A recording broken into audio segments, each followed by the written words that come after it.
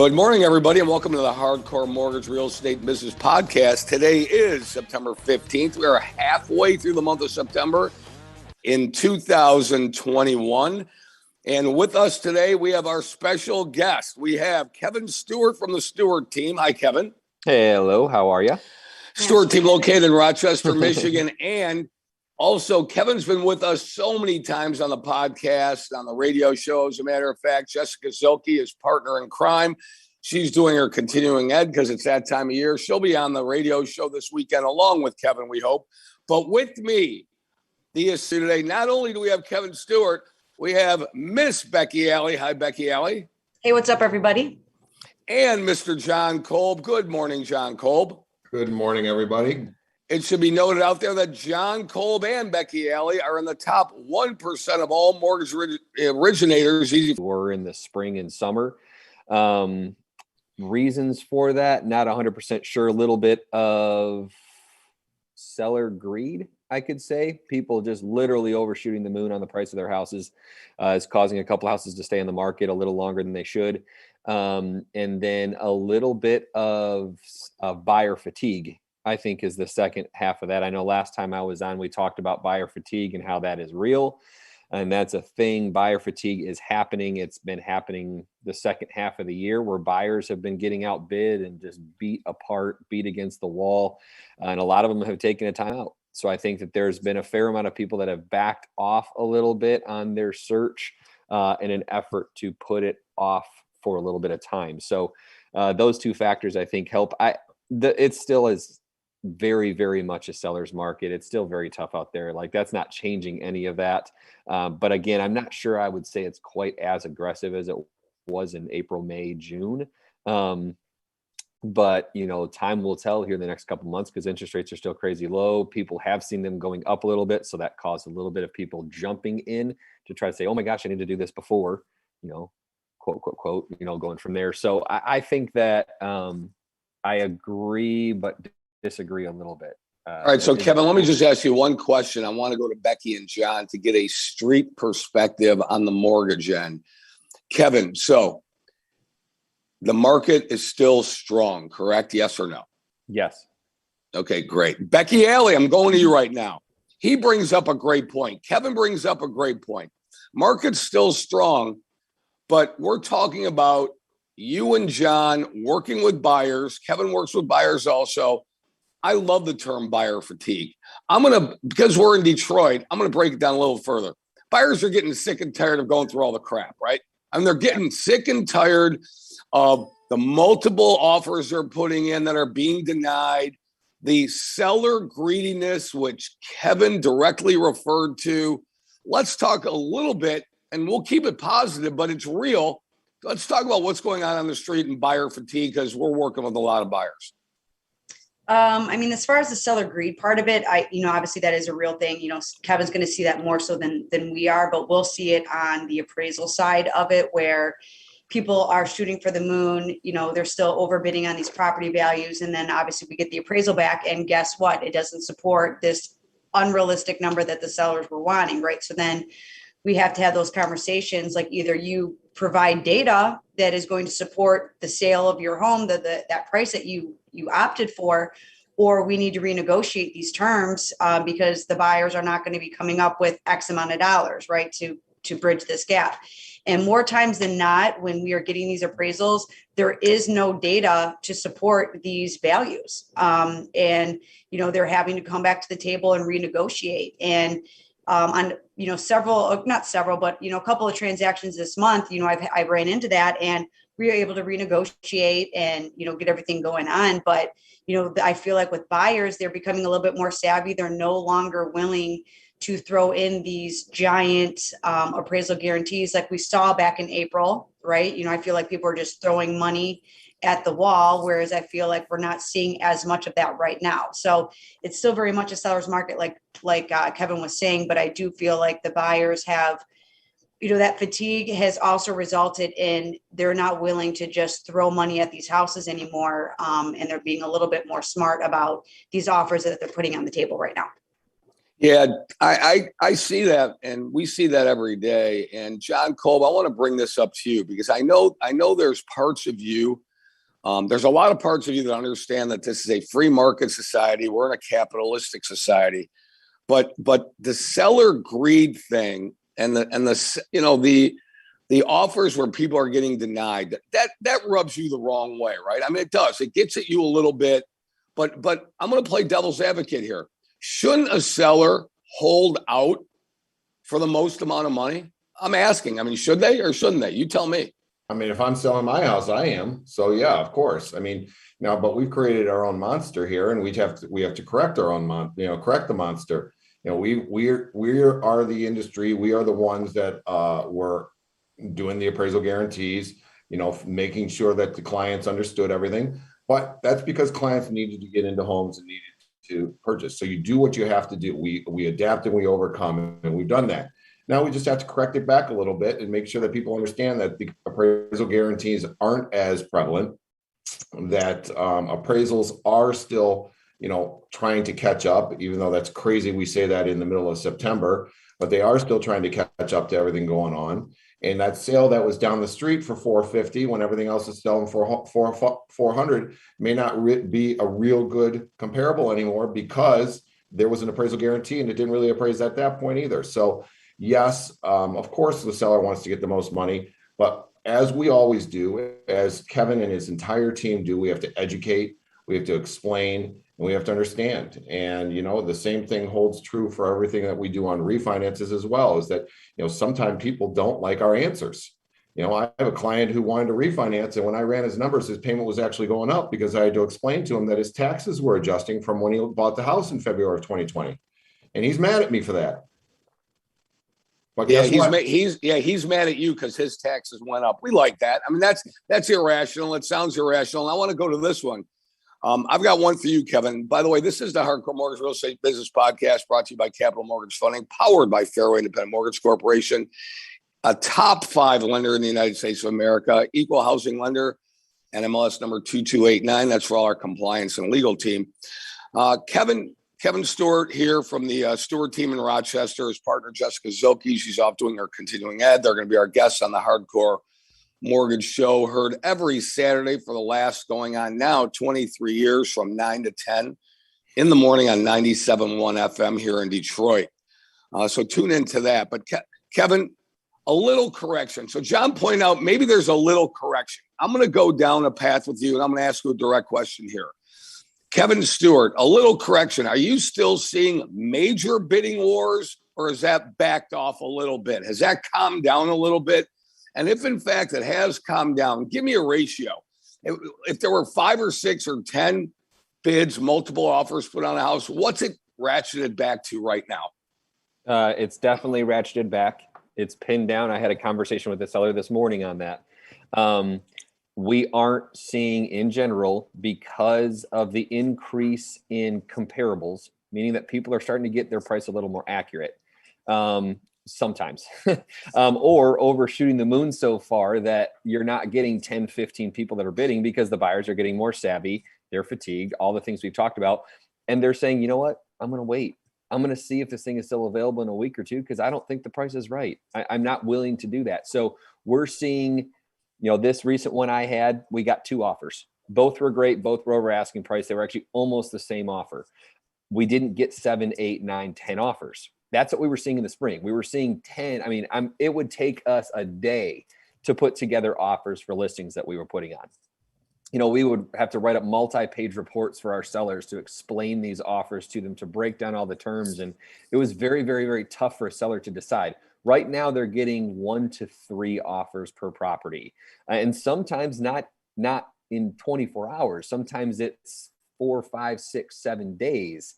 Before, it was you put it on the market and you're getting 3 offers in 2 hours. And you're like, these people haven't even seen the house yet. What's going on? It was that bad for a while. That has backed off. So the ratio now that the bar of expectation is 1 to 3. And truthfully, you only need 1. You only need 1 great offer. You don't need 10. You've never needed 10.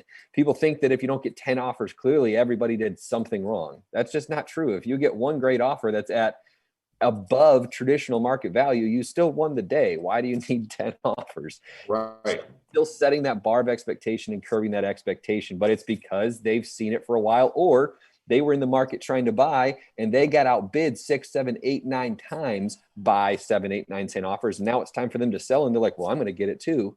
That's not always the case right now. So we have to be very honest and open with our sellers and our buyers for current market conditions today, here and now, not necessarily what was happening 30, 60, 90 days ago. It's changing that rapidly right now.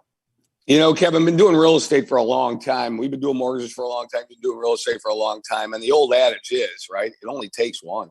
All it takes is one. And we've heard that forever and ever and ever. And Becky Alley, are you seeing major bidding wars still, or is it calmed down in your area? What you're talking to, you have a lot of buyers, and you and John are dealing with a lot of buyers. And what are you seeing in your market, and what are you telling your buyers now? And you know, buyers that you've been working for the last 6, 7 months, it's had to change for them. The environment has had to change. How are they feeling? We'll just talk about to touch on something that, you know, Kevin talked about. You're right. All you need is one good offer. And, you know, we talked about this periodical that comes out, you know, periodically, right? These articles, if it is printed, it's outdated, right? We are in an ever-changing, constantly evolving industry, markets. If you see an interest rate printed on a piece of paper, it's void. It doesn't even matter anymore. So by the time it hits the newsstands, it doesn't even matter anymore, right? So that's why we have to constantly be staying ahead of it. And, you know, and that's why getting with someone like Kevin Stewart, where they are constantly analyzing data as it is real-time market to help advise you, because we have become a little bit spoiled. Like you're talking about, you have someone that, you know, okay, well, I'm going to get in it now. And guess what? You're getting 1 or 2 offers and they think, you know, that someone, you know, like dropped the ball somewhere. And no, like you said, all you need is one good offer, because at the end of the day, money is money. Now, as far as the buyers that we're seeing right now, yes. I mean, I don't think that they are submitting as many offers to get them accepted. Some of them are submitting 1 offer and they're getting accepted. Some of them are, you know, 2, 3, depending on what they're kind of going for. Because like I said, there are some sellers that are still not really accepting that the market has changed for them. But I'm also seeing a lot more of FHA offers being accepted. That was everyone was FHA hate and VA hate in the spring market. They only wanted to take conventional offers for whatever those reasons were. But now I'm seeing a lot more FHA being accepted with concessions. You know, I have one where it's in the Woodhaven area where the sellers are willing to do concessions up to 6% and all those things. And, you know, part of that, I think, is a result of they probably had an accepted offer previously and it fell apart for whatever those reasons were, whether it was financing, maybe they overbid. Oh boy. Maybe the appraisal wasn't coming in, they're coming back to reality. But, you know, we are seeing where, you know, that creativity, it's not really needed so much. They are starting to cater a little bit more to these buyers than they were in the spring. Excellent. Mr. John Coble, are you seeing major bidding wars, or have they calmed down a little bit? And have you seen the outrageous conditions come off a little bit on the purchase agreements that you've been turning in? Yeah, the bidding wars are down, you know, and sellers are, you know, like Kevin said, they're freaking out if they aren't getting the 10 offers and an offer in, you know, 24 hours of listing. So, you know, our partners are out there explaining what, you know, reminding them of what a normal market is about, and that this is normal. In fact, we're still in a great period of time for selling a home. So yeah, we've seen the bidding wars kind of stop a lot, the outrageous overbidding, over asking prices coming to an end, you know, which, like Kevin said, they were putting in a ton of work on their side trying to explain offers to sellers. Well, at the same point, him and his team, myself, Becky, we're doing a ton of extra work explaining how offers could come about with these appraisal guarantees. So making sure that these clients understand that that if they put a $15,000 appraisal guarantee out there, what that actually means to their total out of pocket at the end of the day. Because there's a lot of agents out there just willy-nilly writing this stuff up. A lot of mortgage people just saying okay and not really understanding, hey, guy, if it comes in 15 grand less, you have a $15,000 appraisal guarantee, you have to bring that dollar for dollar to close. And that's going to really cut into the cash that you, 1, wanted to put down on the house, 2, wanted to be able to, fix the home up, buy new furniture, whatever the case may be. So we explain those things on the front end. And, that's cut down a lot for us, and, thankfully, but unthankfully, because it's, not as quite busy. But I know Kevin's got a lot to say on that too.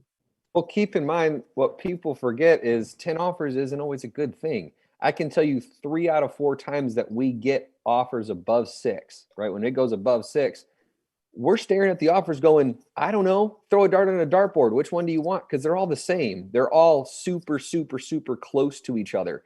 It's 1 out of 5, 1 out of 4 that you get this offer that comes and stands out and goes, oh my goodness, we take that one, right? Like there's no conversations. Let's just shut it down and call it a day.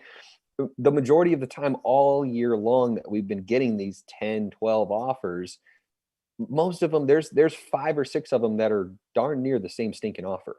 Because again, it still comes down to having one great offer.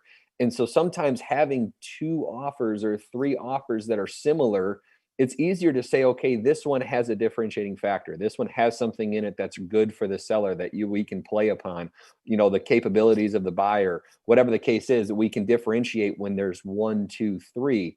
When there's 10, the sellers start to go, they don't realize they think it's going to be a great thing until we call them and say, are any of these 6, which one do you want? And they go, which one would you take? I don't know.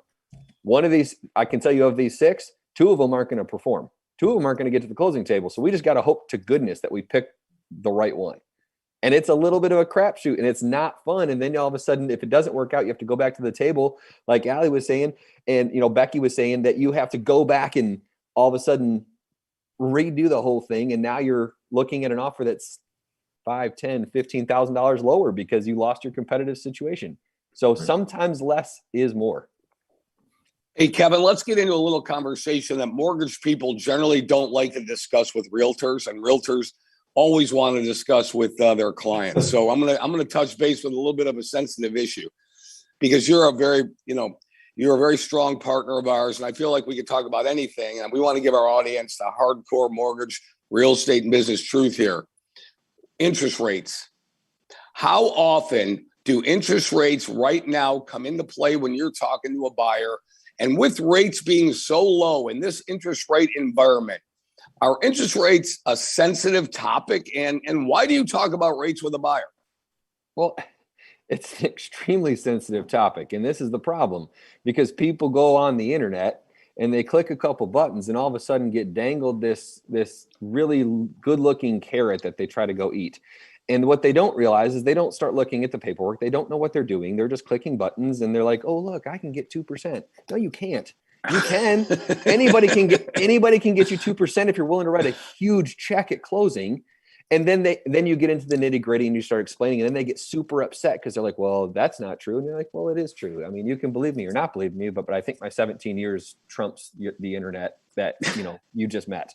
So This is what people aren't understanding is interest rates are usually marginal between lenders. They really are. The true interest rate it's what is the cost of that interest rate? And that's what people are failing to see. So we try to have that interest rate conversation right up front and understand somebody can dangle a carrot at you all day long, but that interest rate probably isn't going to get to the closing table. And if it does, you are going to pay dearly for it.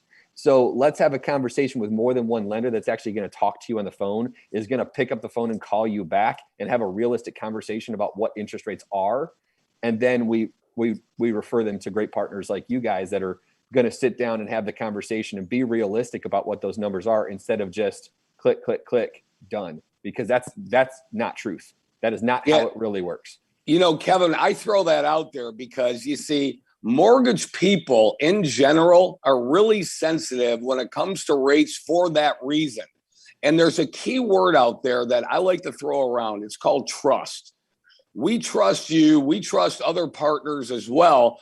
But it's when you get into that gray area, when you're working with somebody that has very little experience and they're throwing around numbers that are just obscene numbers that nobody could ever get unless you're going to pay $10,000, $15,000 to get that 2.25 rate, like you said. Becky, I feel very comfortable having this conversation with Kevin, but you know as well as I do, and so does John, and every mortgage person that's watching and listening to this podcast never will understand and like, as a matter of fact, when a realtor crosses the line and starts swimming in our lane. And we, by the same token, will never swim in a realtor's lane either. We don't do that. That's just not what we do, Becky.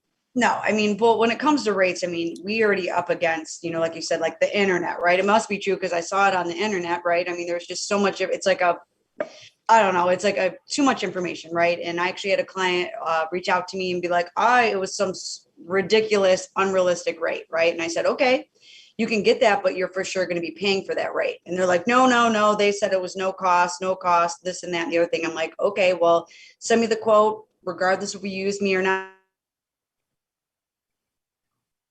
Or use capital mortgage funding, I will gladly take a look at it just to make sure you are getting what you're getting. They sent me page 1. Page 1 doesn't show if there's, you know, where the fees are. So I said, please send me page 2. Sure as I'm sitting at this podcast, there was a big fat point charged right at the top. So I said, please direct your eyes to section A where it says points in parentheses. That's exactly what I was trying to relay to you. There's no way you're going to get that rate with no points. I can do the same thing. Everyone can do the same thing if you're willing to pay for it. And then at that point in time, you have to realize sometimes paying for the rate when the money is so cheap right now, it does not make sense, especially if you're you know, I don't know, there's PMI involved. Most people stay in a mortgage for less than 4 years. I mean, there's a million different things you can spin it, you know, whatever. But, you know, it's almost the same thing with, you know, sometimes realtors use those first time home buyers to get their, you know, foot in the door sometimes. And that sets us up sometimes to have these conversations because the first time home buyer program, we do every program that you can imagine that is available. However, you either fit in this box or you don't. And sometimes it starts us at an uneven conversation, you know, in the beginning, you know, either talking about rate or talking about these programs, because we're always trying to find the best suited program for the client, but not always do they fit in those boxes because credit comes into play. Yep. John Kolb, a little bit short soliloquy on interest rates. What do you think? I mean, I can't elaborate any better than my 2 predecessors right there. You know, Kevin and I actually have a transaction together right now where the client called me up the other day saying that their neighbor is getting 1.95. And I said, look, you know, the 1.95 is just not realistic. And who are they going through? And of course, they listed off the name. And I said, yep, like Becky said, go to tell those people to go to page 2, upper left-hand corner, and you'll see how much they're actually paying to get that 1.95 interest rate.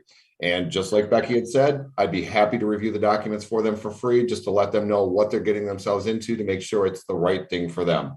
And, you know, it's just making sure that you're explaining things to people the right way. The relationship that I have with that client that Kevin has put me in touch with is a good one because I've always done everything over and above and told the truth and made sure that they understand everything. So when I explained what that rate actually meant and how much it actually cost her potential neighbors, she understood and took it, and we were happy at the end of the call. So it's just doing everything the right way, making sure that people understand that interest rates are interest rates. They don't deviate very much from lender to lender unless you want to pay for it. And that's making sure that, hey, all we can do is keep doing the right thing every single day and make sure that people understand it. I don't want to wake up, see somebody on the street, have to cross the street because, you know, I robbed them out of an interest rate. I want to be able to walk up, shake their hand, give them a hug, whatever COVID rules allow anymore, and just let them know that, hey, we're here for you when you need us. Well, John, I'll tell you that you, Becky, Kevin, Jessica, myself, our entire team, and Kevin's entire team, we do that every single day. I feel very confident about that. And this is the Hardcore Mortgage Real Estate Business Show brought to you by Capital Mortgage Funding, powered by Fairway Independent Mortgage Corporation. Kevin, I'm going to give you the last word. We're going to go around to the panel, see what they think. But the last word for the day is, Kevin, we're sitting here. I know it's tough to believe that it's September 15th, 2021. We're halfway through the month of September. The month of September is very strong right now. I'm going to end it on a high note. We've got 2 weeks and maybe 3 days left of the month. And then we move in the fourth quarter. So you know where I'm going with this. Where do you see October, November, and December of 2021? Where do you see the market? And then I'm going to ask you to put on your goggles into 2022 and tell me what you see for first quarter there. I certainly have my thoughts. I know Becky and John have their thoughts, but things can change in a dime. But all things being equal right now on September 15, 2021, How do you think fourth quarter is going to end up? I think 2 words. I think it's strong and stable. I think the market's going to continue to be strong, yet it's going to become more stable. It's been unstable for the last probably 12 months. I see the next 3 months plus moving into 22 becoming more of a stable market. It's still going to be extremely strong, but I believe it's going to become more stable, which I think is a good thing for the real estate market as a whole. Excellent thought process. Becky Elliott, what are your thoughts? We're here on September 15th. We're moving in October pretty strong. What do you see for the fourth quarter? I agree with Kevin. I mean, I think it's going to be strong. I think it's become a little bit more balanced, so that way the rates have been pretty consistent, dare I speak about rates.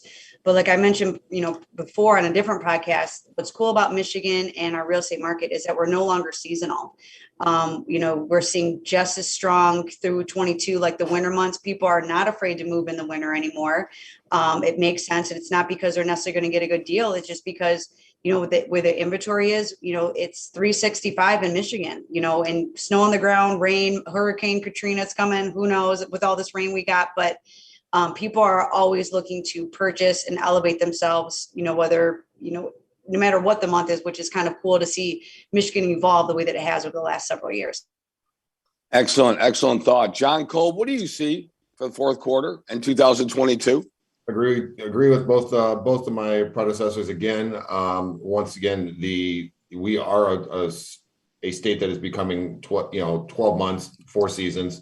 What I have seen over this year is that people take a lot of downtime around the holidays, 4th of July, Labor Day, Memorial Day. So I see that happening again in November and December, where people are going to take a periodic 1 or 2 week period of time and not want to do anything with us because they're spending quality time with their family. But that makes those other 16 weeks so much more important and so much busier for everybody that they're going to be jam-packed. So yeah, I think we're still going to be jam-packed with periods around the holidays where people are going to be, slow to respond. But we just got to do our job to make sure that we're meeting everyone's expectations and letting them know that even though there's a holiday looming, we have contracts that we're supposed to meet, dates that we're supposed to meet. So let's make sure we stay on top of it. Yeah, panel, I will tell you, Kevin, Becky, John, in doing my research for the podcast, I reached out to a couple sources today. And a couple of my sources said people are just, the word fatigue comes in, sick and tired, that's Detroit language, sick and tired, frustrated. There's a lack of motivation now to really get on that train. That doesn't mean that we're not going to see a robust market. I believe this. This is my take on it. Again, one man's opinion, Harry Glantz, Capital Mortgage Funding, doing this for a long time. I think it's going to be steady. We're going to close out the month of September strong because of all the lagging sales that people want to get in houses, enroll their kids in certain school districts now that school is back in session. So we're seeing a strong September market. We're going to see strong closings through the end of the month. I think October is going to continue to be strong. But as you said, John, around the holiday time, when we get in November, when those 6 weeks between Thanksgiving and Christmas and New Year's, you know what happens then, right? People take the time off. Yeah, people are running. The United States of America, Americans are taking time off. That's what we do. Okay. And it's good. And it's not a bad thing. But I will remain true to this adage. As soon as the clock hits January 1st, you're going to see, because there's still going to be a lack of inventory, Kevin Stewart, there's still going to be a lack of normal inventory on the market. I believe 2022, the first quarter, I think it's going to be strong. Now, what does that mean? Is it going to be strong as first quarter 2021 or 2020? Probably not, but doesn't mean the market won't be good. I like Kevin. Kevin's taught us a few things, as he always does, strong and stable. I'm gonna use that for a while, Kevin. I'm gonna put quotes around it. I'm gonna use strong and stable. But also remember, in real estate that we've learned today, to recap, location, and it only takes one, right? Where your house is, and it only takes one offer. So again, I really appreciate Kevin Stewart coming on the podcast today. Jessica Zilke, his partner in crime. They will be on the Hardcore Mortgage Real Estate and Business Show on 97.1 FM this Saturday, hosted by Harvey Freed. John's going to be on, Becky's going to be on, I'm going to be on, hopefully. And for Roberto Beauchene, our producer director in the booth, I am Harry Glanz for our team. Kevin, John, Becky, Lisa couldn't make it. Harvey's busy. Our entire staff, we want to thank you. We're grateful for your business. We're humbled by your trust in us, and we appreciate you. And we'll talk to you soon. Thank you.